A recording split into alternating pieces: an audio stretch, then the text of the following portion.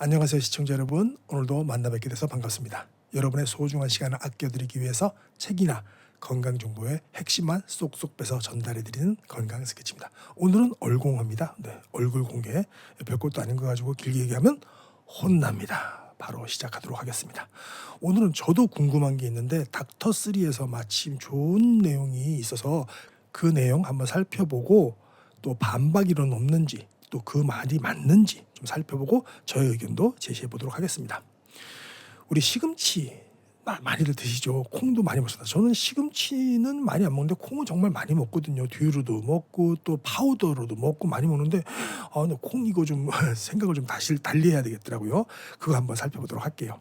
우리 흔히들 시금치는 삶으면 되죠. 뭐 콩은 불리기만 하면 독성은 빠진대요라고 다들 이런 말 한 번씩 들어보셨죠. 특히 중장년층에서 많이 이야기되는 건강 상식 중에 하나가 시금치나 콩 삶으면 독소는 제거된다는 주장입니다. 여기서 말하는 그 대표적인 독소가 바로 옥살산이죠. 다들 아실 겁니다. 어떤 분은 낯설 수도 있겠지만 대부분 많이 아실 거예요. 워낙에 요즘 전부 다 전문가라서 이게 도대체 왜 위험한 걸까라고 싶기도 하실 텐데요. 최근 유튜브 채널 닥터3에서는 이 옥살산에 대해서 매우 강도 높게 비판을 하고 반박을 한 글이 있었어요. 그 전에 유명한 분이 콩 많이 드셔도 괜찮다고 하니까 거기에 대한 반박 글이었는데 그것까지는 제가 깊게는 안 나가겠습니다. 두 분이서 싸우시는 거니까. 또 심지어 닥터3에서는 이런 표현까지 합니다. 옥살산은 깨진 유리조각과 같다. 우리가 그러면 콩하고 시금치를 먹는 거는 깨진 유리조각 먹는 거네요. 무섭습니다. 또 삶는다고 제거되지 않는다.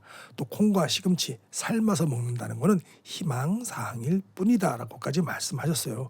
이 정도면 그냥 위험한 정도가 아니죠. 그죠? 좀 강도가 좀 셉니다. 그래서 시금치와 콩을 삶아서 먹는 것 자체가 위험하다고 느낄 정도입니다. 그런데 문제는 우리는 그동안 이걸 정반대로 배워왔다는 겁니다. 가정에서도 급식실에서도 방송에서도 심지어 시금치는 데쳐야 안전하고 콩은 불리면 또 삶으면 독이 제거된다고 말이죠. 심지어 건강 프로그램에서도 이렇게 말하는 경우가 많았습니다. 시금치는 반드시 삶은 뒤에 물을 꼭 짜서 드시라고. 그런데 지금은 그렇게 삶아도 옥살산은 제거되지 않는다라는 거예요. 여전히 몸에 해롭다는 주장이십니다. 이 주장 우리가 한번 살펴보도록 하고요. 이거 삶으면 괜찮다, 조리하면 안전하다, 그런 과연 과학적으로 검증된 사실일까 한번 살펴볼게요. 오늘 영상에서는 이 옥살산이라는 성분이 도대체 어떤 물질이고 실제로 안전에 얼마나 도움이 되는지를 갖다가 의학적 근거를 바탕으로 검토하고 실제로 논문에서는 뭐라고 말하는지 좀 찾아봐야 되겠죠. 우리가 또 닥터3 선생님만 믿으면 안 되고 다른 논문의 반박도 있는 거 또 반대 의견도 봐야 되겠죠. 파트 2입니다. 옥살산 그게 뭐길래 이렇게 문제가 될까요? 먼저 자주 언급되는 이 옥살산이 도대체 어떤 물질이고 왜 그렇게 경계해야 하는지 기본적인 정리부터 하겠습니다. 이 옥살산이라는 것은요, 식물에서 흔히 발견되는 유기산입니다. 시금치, 근대, 콩, 고구마, 땅콩, 차나, 코코아 등에도 다 들어있어요. 그러니까 자연계에 널리 퍼진 물질인데 문제는 우리 몸에서 어떤 영향을 주는가입니다. 일단 가장 중요한 연결고리는 신장 결석입니다. 이 옥살산이 칼슘과 결합해갖고 칼슘 옥살레이트라는 결정을 형성하면 이게 소변에서 잘 배출이 되지 않고 신장 안에서 결석을 만들 수 있다는 주장이 많아요. 실제로 전체 신장 결석 환자의 약 70에서 80%가 칼슘 옥살레이트 결석이라는 연구 결과도 있습니다. 이 연구 결과 같은 거 또 보고서는 제가 디스크립션에 올려드리도록 할 테니까요. 한번 또 살펴보시기 바랍니다. 게다가 소변 내에 옥살산이 많이 배출될수록 결석 발생 위험도도 훨씬 높아진다는 결과도 있어요. 또한 식사로부터 흡수되는 옥살산이 신장 결석에 큰 영향을 주는데 식이옥살산이 소변 중 옥살 배출의 절반 정도를 차지한다는 내용을 PMC 논문에서 여기서 확인하실 수가 있습니다. 또 하나 또 중요한 것은 옥살산은 철분, 칼슘 같은 무기질의 흡수를 또 방해할 수 있다고 합니다. 예를 들어서 시금치는 철분이 풍부하지만 함께 있는 옥살산이 철분을 붙잡아 결과적으로 흡수를 또 방해한다는 연구도 있어요.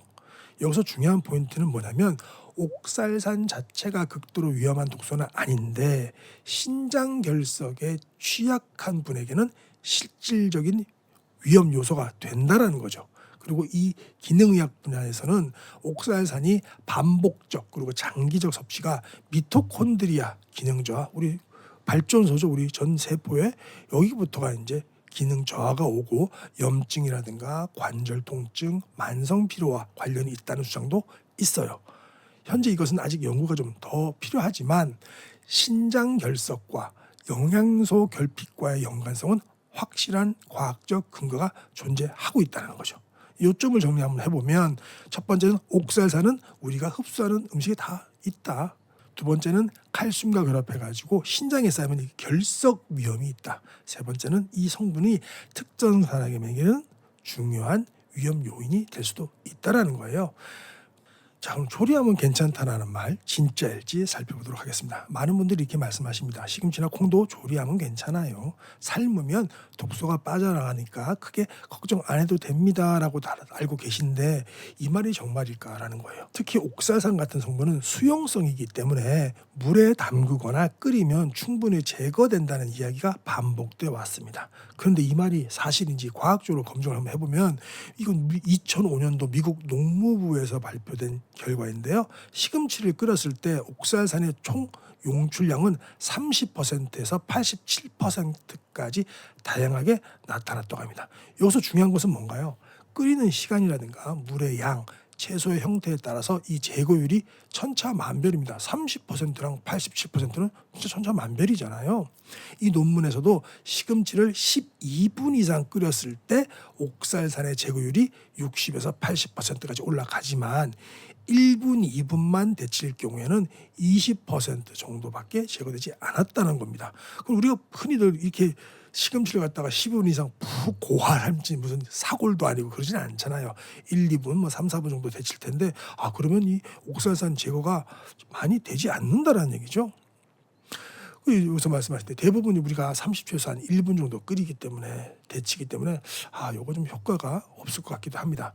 실제로 또 2008년도 발표된 다른 논문에서도요. 조리한 시금치의 옥살산 함량이 생시금치보다 밀도가 더 높아졌다. 오히려 지들끼리 더 밀도가 높아졌다라는 연구도 있어요. 이게 왜일까요? 이유는 간단합니다. 조리하면서 이게 수분이 빠지기 때문이죠. 삶아가지고 쫙 빼갖고 우리가 또 쫙 짜잖아요. 그러니까 수분이 빠지니까 옥살산 자체가 농축되는 거예요. 농축. 그래서 양은 줄었는데 옥살산은 비율상 더 높아진 셈이죠. 이걸 모르면 양은 줄었는데 왜 더 위험해지지라고 오해가 생기는 거예요. 이게 이제 콩이 문제입니다. 콩도 우리 많이들 드시잖아요. 콩도 마찬가지예요. 이게 불리면 옥살산이 제거된다고 알고 있는데 2013년 연구에 따르면 콩을 불리고 끓이면 겉껍질 속에 있는 옥살산은 어느 정도 빠지는데 겉껍질은요. 근데 콩 내부 깊숙이 있는 조직에서는 제거율이 매우 낮다라는 거예요. 실험에서 콩을 이게 4등분합니다. 4등분하고 표면적을 극대화해서 오랜 시간 끓였을 때조차도 옥살산 제거율이 무려 30%밖에 안 된다는 거예요. 그건 넘기가 힘들었다는 거죠. 우리 콩 단백질이나 두유를 섭취한 뒤에 소변 내 옥살산 수치가 확연히 증가했다는 결과도 있었습니다. 이거 아주 중요한 포인트인데요. 왜냐하면 많은 분들이 삶았으니까 괜찮지, 두유로 만들었으니까 괜찮지라고 생각했는데 그게 아니다라는 거예요. 실제로는 조리 후에도 옥살산이 상당량 남아있다는 사실이 과학적으로 여러 차례 입증되었습니다. 정리하자면 옥살산이 어느 정도로 줄어드는 건 맞지만 그걸로 안전하다고 또 일반화하기는 근거가 부족하다는 거죠. 특히 조리 방식이 현실과 맞지 않거나 남은 국물까지 우리가 섭취하게 되는 경우에는 그 재고도 불확실한 거죠. 그래서 이제 네 번째 한번 우리가 반론과 현실 검증을 좀 해봐야 될 텐데요. 이런 질문이 있으실 겁니다. 그래도 줄긴 줄잖아요. 줄이면 된 거 아닌가요? 그렇게까지 사실 걱정할 정도 아니잖아요. 뭐 먹고 살아요? 이런 분들 많으시잖아요. 사실 저도 그렇고요. 이게 식자우환이라고 알면 알수록 더 힘들어지죠.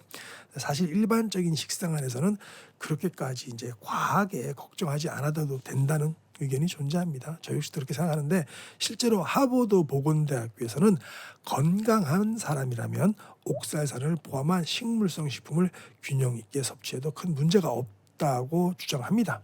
하지만 동시에 이렇게도 말합니다. 신장 결석 병력이 있거나 소변 내에 옥살산 수치가 높은 사람들 있죠. 이런 분들은 옥살산 섭취에 각별히 주의해야 한다. 특히 콩, 시금치, 견과류, 차와 같은 식품은 고옥살산 식품에 해당되니까 조리 여부와 관계없이 섭취를 제한할 필요가 있다라고 합니다. 저는 차도 좀 많이 마시고 특히 녹차 많이 마시고 시금치는 많이 안 먹지만 콩도 많이 먹고 견과류 뭐 아몬드 하루에 꼭 이만큼 한 줌씩은 먹는데 좀 위험할 것 같은데 조심해야 될 것 같은데 이런 생각도 들긴 합니다. 근데 최근에 제가 이제 그 종합검진을 좀 받고 위내시경, 대장내시경을 했는데 요산 수치 이런 거 다 적정하더라고요. 그러니까 저는 아직은 뭐 왜냐면 신장결석 병력이 없으니까 괜찮을 것 같습니다. 그렇지만 신장결석 병력이 있거나 신장이 좀 안 좋으신 분들은 계속 조심해야 될 것 같아요. 여기서 중요한 사실 하나가 더 있는데요. 뭐냐면 이 경고는 단순히 결석이 생길 수 있다는 정도가 아니고 이미 결석을 겪어본 적이 있거나 체질적으로 옥살산 대사가 잘 되지 않는 분에게는 반드시 식단 조정이 필요하다는 의학적 권고인 거예요. 그리고 또 다른 논문에서는 콩, 두유, 단백질을 포함한 식품을 섭취한 후에 소변에서 옥살산 배출량이 유의미하게 증가했다는 결과가 발표되었습니다. 이게 단순히 이론이 아니고요. 실제 인체에 나타난 변화로서 삶았던 불렸던 두유로 만들던 간에 옥살산 섭취는 결코 무시할 수 없다라는 증거로 읽힙니다. 게다가 우리가 흔히 아는 거 있죠. 물 많이 마시면 되지 뭐 어떤 분은 맥주까지 드시죠. 칼슘과 같이 먹으면 괜찮아라는 말도 있는데요. 이 기능의학적 영양적 측면에서 보면 이건 조건부 안전이라는 말을 쓴다고 하네요. 무슨 말이냐면 옥살산은 칼슘과 결합해서 몸에 흡수되지 않고 배출되기 때문에 칼슘을 많이 먹으면 일부 차단 효과는 있을 수 있지만 그 자체로 해독이 된다거나 몸속 문제를 막아주는 건 아니다라는 견해입니다. 그래서 조건부 안전이라고 합니다. 실제로 2015년 발표된 기능의학 논문에서도 옥살산이 장 점막의 염증 반응을 유도하고 특정 장 질환이 있는 사람에게는 흡수율이 더 높아질 수 있다는 점을 지적했다고 합니다. 즉 음식을 조리해서 옥살산은 일부 줄일 수는 있지만 민감한 분들에게는 그 일부조차도 충분히 문제를 일으킬 수 있다는 것이 현실적이고 중요한 반론입니다. 게다가 우리가 흔히 마시는 시금치국, 된장국에 시금치 넣으면 시원하고 좋긴 한데 그죠? 이걸 끓인다고 하지만 그 국물은 대부분 또 우리가 마시잖아요. 물론 저염식 한다고 안 드시는 분도 계시지만 이 옥살산이 국물로 빠져나왔다면 결국 우리는 그걸 다 마신다는 거, 다 드신다는 뜻입니다. 이렇게 볼 때 조리하면 괜찮다라는 말은 완전히 틀렸다고는 할 수 없어도 불완전한 정보의 기대는 위험한 좀 일반화할 수 있다. 근데 우리 건강을 불완전한 상태로 맡길 수는 없잖아요. 자, 마지막 파트 한번 보겠습니다. 결론은 하나예요. 반복되는 식단이 더 중요하다는 거죠. 시금치나 콩을 삶으면 괜찮다라는 이 말은 완전히 틀렸다고 하기는 어렵지만 실제로 일부 옥살산이 제거되는 것도 맞고 또 균형 잡힌 식단을 유지하신다면 그게 문제가 되지 않아요. 근데 하지만 또 반대로 이 말이 너무 쉽게 일반화돼 가지고 이제 마음 놓고 먹어도 돼 혹은 이거 안 돼 먹으면 안 돼 또 이런 인식이 번지면 안 되겠죠. 그건 좀 위험한 착각일 수 있습니다. 그래서 실제로 논문과 기관 또 자료들을 통해 확인해 본 결과 옥살산은 조리 방식에 따라서 일부는 빠지지만 내부 깊숙한 곳에 있는 옥살산은 거의 제거가 되지 않으니까 국물에 녹아서 다시 섭취될 수도 있고 무심코 반복 섭취할 경우에는 신장결석, 영양소 흡수 저해, 또 염증 유발의 문제를 일으킬 수 있는 유지가 충분하다는 겁니다. 특히 다음에 해당되는 분들은 옥살산 섭취에 매우 주의하셔야 됩니다. 첫 번째, 신장결석 병령이 있으신 분. 두 번째, 소변 검사에서 옥살산 수치가 높으신 분. 세 번째, 장 기능이 약하거나 흡수 문제가 있으신 분들, 그리고 칼슘, 철분, 결핍이 있는 분들은 콩이나 또 그리고 시금치 섭취 후에 불편함을 느껴보신 분들, 이런 분들은 주의하셔야 된다는 거예요. 그죠? 특히나 이제 뭐 시금치는도 그렇지만 콩 같은 거 드시고 속이 더부러 답답하다 하시는 분들 많으시잖아요. 그런 분들은 섭취를 좀 주의하셔야 되겠네요. 이분들에게는 단순히 이제 조리하면 괜찮다라는 이런 조언보다는 조심스러운 접근과 전문가 상담이 필요하겠죠. 이거 한 가지 기억하시면 됩니다. 몸은 한 번이 아니라 매일의 반복에 의해서 반응한다는 거예요. 한 번 먹는 건 별 문제가 안 될 수도 있는데 매일같이 그런 식단을 유지한다면 또 문제가 될 수가 있겠죠. 그래서 우리는 이것만 하면 건강해진다는 말에 너무 쉽게 현혹되지 마시고요. 반대로 또 이건 또 삼기만 하면 안 된다는 말에도 쉽게 안심하시면 안 돼요. 먹는 거 참 힘드네요. 그죠? 하지만 과학적으로 그렇게 단순하지는 않은 문제입니다. 음식 식생활이라는 게 사람마다 다 다르기 때문에 수많은 변수가 있고 사람마다 다 다르고요. 특히 음식이라는 건 총량과 반복이 만들어내는 결과물이기 때문에 여러분들이 이제까지 어떻게 사셨는지는 어떻게 드셨는지는 몸에 나타나는 거죠. 자, 이런 것도 우리 같이 한번 해봤으면 좋겠어요. 우리 선생님들은 이 방송을 듣고 어떻게 생각하시는지, 오늘 얘기를 듣고 과거에는 시금치나 콩 드시고 속이 좀 안 좋았던 분, 그런 경험이 있거나 혹은 지금 현재 신장결석 혹은 신장 나쁘신 분들을 제 방송 많이 들으시잖아요. 걱정되셔서 신장결석이나 철분 결핍 같은 문제를 또 겪어보신 분들은 이런 거 좀 피해야 되겠다라고 생각하시는 분들, 또 더 꿀팁이 있다면 좀 알려주시면 좋겠고요. 또 혹시 이런 경험이 있으면 좀 아래로 좀 달아주세요. 이 주제 다음에도 더 깊게 이런 주제 좀 다뤄줬으면 좋겠다, 이런 주제 같은 거, 또 이런 것도 좀 한번 검증해 주세요라는 거 있으면 제가 다르면 바로 달라드리도록 하겠습니다. 자, 아시다시피 건강 스케치는 항상 최선을 다해서 도움을 드리고자 하지만 특정 질환이나 치료에 대한 의학적 조언을 대신할 수 없습니다. 건강에 대한 가장 중요한 결정은 꼭 선생님께서 전문가와 상담하시기 바랍니다. 이상으로 오늘 방송 마치도록 하겠습니다. 감사합니다.